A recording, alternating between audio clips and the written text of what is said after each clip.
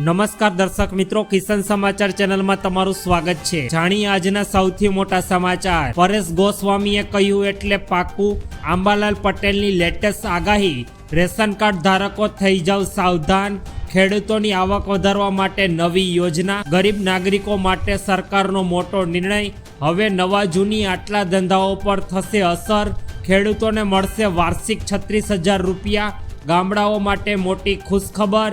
ગુજરાતના ખેડૂતોને મોટો ઝટકો। દિવાળી પહેલા બધાનું ઘર બનશે। માત્ર 25 રૂપિયામાં બનશે પીવીસી ચૂંટણી કાર્ડ। 81 લાખ હેક્ટરથી વધુ વિસ્તારમાં ખરીફ પાકોનું વાવેતર। આ તમામ નાના મોટા સમાચાર જાણીએ તે પહેલા કિસાન સમાચાર ચેનલમાં નવા હોય તો મિત્રો ચેનલને સબસ્ક્રાઇબ કરીને વિડીયો લાઈક કરી દેજો। આજના સૌથી મોટા સમાચાર। પરેશ ગોસ્વામીએ કહ્યું એટલે પાકું। ગુજરાત રાજ્યને લઈને હવામાન નિષ્ણાત પરેશ ગોસ્વામીએ અત્યારે મોટી આગાહી કરી, જેમાં ગુજરાતમાં વરસાદનો એક રાઉન્ડ પૂર્ણ થયા બાદ હવે ફરીથી નવા વરસાદી માહોલની શરૂઆત થઈ જવાની આગાહી કરવામાં આવી। હવામાન નિષ્ણાત પરેશ ગોસ્વામીની આગાહી મુજબ 27 ઓગસ્ટથી લઈને 31 ઓગસ્ટ દરમિયાન ગુજરાતના કેટલાક વિસ્તારોમાં વરસાદનો નવો રાઉન્ડ થઈ શકે છે શરૂ। આ વરસાદની અસર મુખ્યત્વે મધ્ય ગુજરાત, ઉત્તર ગુજરાત અને મધ્યપ્રદેશની સરહદને અડીને આવેલા વિસ્તારોમાં વધુ પ્રમાણમાં જોવા મળશે, જ્યારે સૌરાષ્ટ્ર અને કચ્છમાં હળવાથી મધ્ય વરસાદી ઝાપટા પડી શકે છે। આ સાથે જ હવામાન નિષ્ણાત પરેશ ગોસ્વામીએ કહ્યું કે આવતા મહિનામાં સપ્ટેમ્બર માસ દરમિયાન 2 સપ્ટેમ્બરથી 8 સપ્ટેમ્બર દરમિયાન ગુજરાતમાં ફરી એકવાર વરસાદનો આખરી રાઉન્ડ શરૂ થશે। ત્યારબાદના બીજા મોટા સમાચાર। આંબાલાલ પટેલની વરસાદને લઈને આવી અગત્યપૂર્ણ લેટેસ્ટ આગાહી। 28 ઓગસ્ટ સુધી ઉત્તર ગુજરાત, બનાસકાંઠા, સાબરકાંઠા અને અરવલ્લી સહિતના વિસ્તારોમાં વરસાદ થવાની સંભાવના। પંચમહાલ અને કચ્છમાં ભારે વરસાદની આગાહી અત્યારે આંબાલાલ પટેલ દ્વારા વ્યક્ત કરવામાં આવી। તો 30 અને 31 ઓગસ્ટથી લઈને 5 સપ્ટેમ્બર સુધી ગુજરાતમાં ભારે વરસાદની આગાહી કરવામાં આવી છે। આ દરમિયાન અત્યારે ગુજરાતમાં ચાલતા ગણેશ ચતુર્થી અને રામદેવ પીરની નવરાત્રિમાં પણ વરસાદની આગાહી અત્યારે કરવામાં આવી છે। નવરાત્રિમાં છઠ્ઠા નોરતાથી લઈને દશેરા સુધી ગુજરાતમાં ફરી એકવાર વરસાદનો નવો રાઉન્ડ શરૂ થશે તેવું હવામાન નિષ્ણાત આંબાલાલ પટેલ દ્વારા આગાહી વ્યક્ત કરવામાં આવી છે। ત્યારબાદના અગત્યપૂર્ણ સમાચાર। રેશન કાર્ડ ધારકો સાવધાન। જો તમે પણ રેશન કાર્ડ ધારકો છો તો તમારા માટે આ સમાચાર ખૂબ જ ઉપયોગીપૂર્ણ સાબિત થઈ શકે છે। સરકાર દ્વારા વાસ્તવમાં ટૂંક સમયમાં દેશભરમાંથી 1 કરોડથી વધુ રેશન કાર્ડ ધારકોના નામ તેમના રાશન કાર્ડમાંથી કાઢી નાખવામાં આવશે। રાશન કાર્ડ યોજનામાં પારદર્શિતા લાવવા અને વાસ્તવિક જે ગરીબ લોકો છે અને લાભાર્થીઓ છે તેઓને સહાય પૂરી પાડવાના ઉદ્દેશ્યથી સરકાર દ્વારા મોટી કાર્યવાહી આવનારા દિવસોમાં કરવા જઈ રહી છે। અત્યારે મીડિયા રિપોર્ટ્સ અનુસાર ખાદ્ય અને જાહેર વિતરણ વિભાગે એવા લાભાર્થીઓની યાદી તૈયાર કરી લીધી છે કે જેમને સરકારી નિયમ હેઠળ મફતમાં રાશન મળવા પાત્ર અત્યારે ગણવામાં આવતા નથી।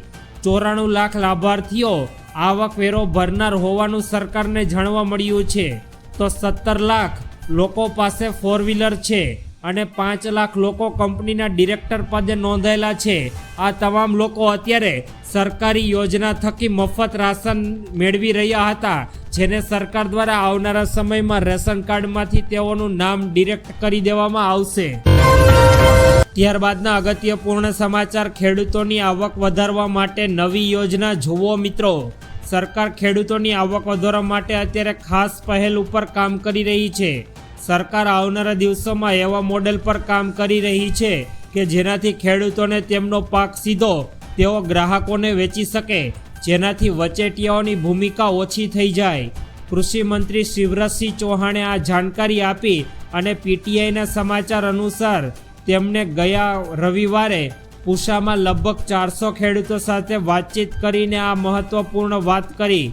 કેન્દ્રીય મંત્રીએ સત્તાવાર નિવેદનમાં કહ્યું કે ફાર્મ ટુ કન્ઝ્યુમર એટલે કે ખેડૂતોથી સીધા ગ્રાહક મોડલ પર ખેડૂત અત્યારે કામ કરી રહી છે અને ખેડૂતોને જેથી આવનારા સમયમાં મહત્તમ નફો મેળવવા માટે અત્યારે સરકારની આ યોજના કામ આપી રહી છે।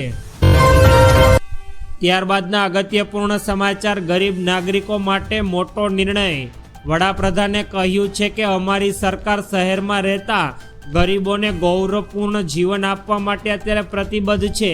અત્યારે ભારત દેશમાં 23 કરોડથી પણ વધુ ગરીબ લોકો અત્યારે વસવાટ કરે છે, જેમાંથી મોટા ભાગના ગરીબ લોકો અત્યારે ગામડામાં અને આંશિક ગરીબો અત્યારે સિટીમાં વાસ કરે છે. સરકાર દ્વારા આ શહેરમાં રહેતા ગરીબો માટે શ્રમજીવી પરિવારને સારું જીવન મળે ત્યારે સુનિશ્ચિત કરવા સરકાર અત્યારે મિશન શરૂ કર્યું છે.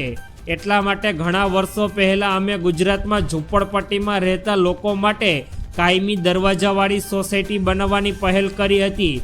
સરકાર દ્વારા હવે ગરીબ વ્યક્તિઓને પ્રધાનમંત્રી આવાસ યોજના થકી તેઓને પાકું ઘર મળે અને શ્રમજીવી યોજના થકી તેઓને દરરોજ રોજગાર મળે તે વાત ઉપર અત્યારે સરકાર કાર્ય કરી રહી છે, જેથી ગરીબ વ્યક્તિઓ પણ પોતાનું જીવન સારી રીતે જીવી શકે. ત્યારબાદના મોટા સમાચાર. હવે મોટી નવા જૂની આટલા ધંધાઓ પર થશે અસર. રશિયા પાસેથી ભારત ક્રૂડ ઓઇલની ખરીદી કરે છે તે મુદ્દો બનાવીને અમેરિકન રાષ્ટ્રપતિ ડોનાલ્ડ ટ્રમ્પે ભારત પર વધારાનો 25% એક્સ્ટ્રા ટેરિફ નાખ્યો છે, જે ગઈકાલ 27 તારીખથી લાગુ થઈ ગયો. તે માટે નોટિફિકેશન પણ અત્યારે સરકાર દ્વારા બહાર પડાયું છે. આમ હવે અમેરિકાએ ભારત પર કુલ 25% ટેરિફ નાખ્યો, એટલે કે હવે આજે ભારત પર ટ્રમ્પનો ટેરિફ 50% થઈ ગયો છે. ભારતનો જે સામાન અમેરિકા જશે તેના પર 50% ટેરિફ અમેરિકન સરકાર દ્વારા લગાવવામાં આવશે. ત્યારબાદ હવે ભારતમાં એ દેશોની સંખ્યામાં સામેલ થઈ ગયો છે કે જે અમેરિકી ટેરિફનો ભોગ બન્યા છે. અમેરિકી ટેરિફનો ભોગ બન્યા બાદ ઓટો પાર્ટ તથા અન્ય ક્ષેત્રોને પણ અત્યારે આ ઉદ્યોગનો સામનો કરવો પડશે, જેથી આવનારા સમયમાં ભારતનો 86 બિલિયનનો એક્સપોર્ટ અત્યારે ખતરામાં થઈ જશે. ત્યારબાદના મહત્વપૂર્ણ સમાચાર. ખેડૂતોને મળશે વાર્ષિક 36,000 રૂપિયા. આ સરકારી યોજનામાં ખેડૂતોને સરકાર તરફથી વાર્ષિક 36,000 રૂપિયાની સહાય મળવાની છે. જાણો અરજી કરવાની સરળ રીત. સરકાર ખેડૂતો માટે આર્થિક સહાય પૂરી પાડવા માટે પ્રધાનમંત્રી કિસાન માનધન યોજના ચલાવી રહી છે. આ યોજના હેઠળ 60 વર્ષથી વધુ ઉંમરના ખેડૂતો માટે 3,000 રૂપિયાનું માનસિક પેન્શન સરકાર દ્વારા આપવામાં આવશે. આ યોજનાનો લાભ નાના અને શ્રીમંત ખેડૂતો કે જેમની પાસે 2 હેક્ટરથી સુધી ઓછી જમીન છે. આ યોજનામાં જોડાવા માટે ખેડૂતોને તેમની ઉંમરના આધારે દર મહિને 55 રૂપિયાથી લઈને 200 રૂપિયાનું પ્રીમિયમ ભરવાનું રહેશે. સરકાર પણ એટલી જ રકમનું યોગદાન આપશે.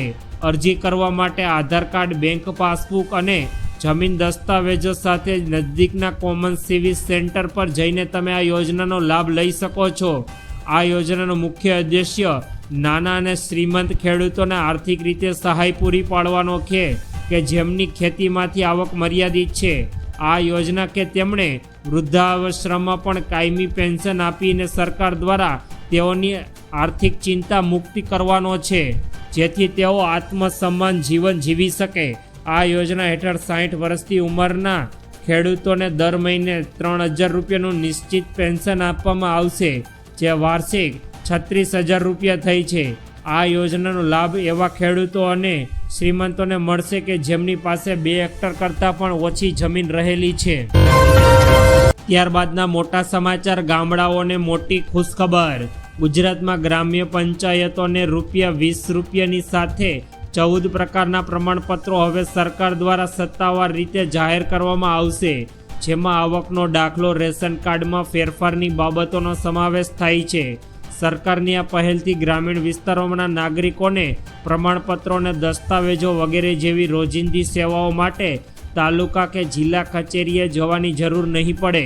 આ સાથે જ તેમનો સમય અને મુસાફરીનું ભાડું પણ બચશે.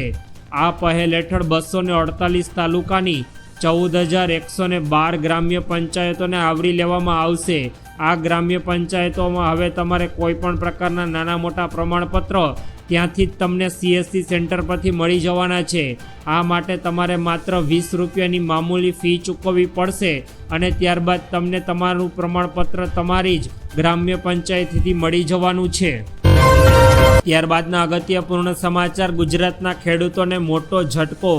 ભારત એમ કહે છે કે દેશના ખેડૂતોના હિતના રક્ષણ માટે અમે અમેરિકા સામે ઝૂકવું નહીં પડે, પરંતુ કાલે જાહેર થયેલા એક નોટિફિકેશનને કારણે હવે નવા પ્રશ્નો ઊભા થઈ છે.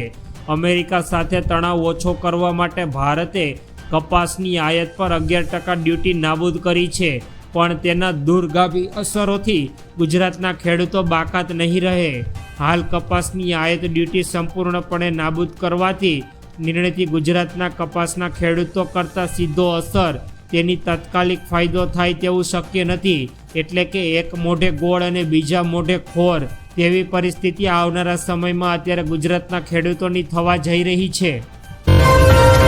ત્યારબાદના અગત્યપૂર્ણ સમાચાર. દિવાળી પહેલા મોટી ભેટ, બધાને મળશે પોતાનું ઘર.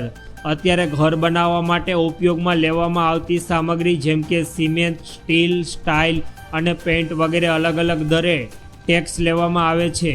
ઉદાહરણ તરીકે સિમેન્ટ અને પેઇન્ટ પર 28% સુધી જીએસટી છે, જ્યારે આ સ્ટીલ જેવી સામગ્રીઓ પર 18% સરકાર દ્વારા ટેક્સ લગાડવામાં આવ્યો છે. આના કારણે આખા પ્રોજેક્ટનો ખર્ચ વધી જાય અને તેનો સીધી અસર મકાનના ભાવ પર પડે છે.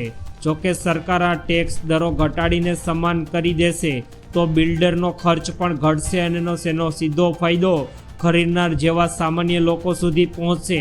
એટલે સરકાર દ્વારા હવે આવનારા સમયમાં દિવાળીને તહેવાર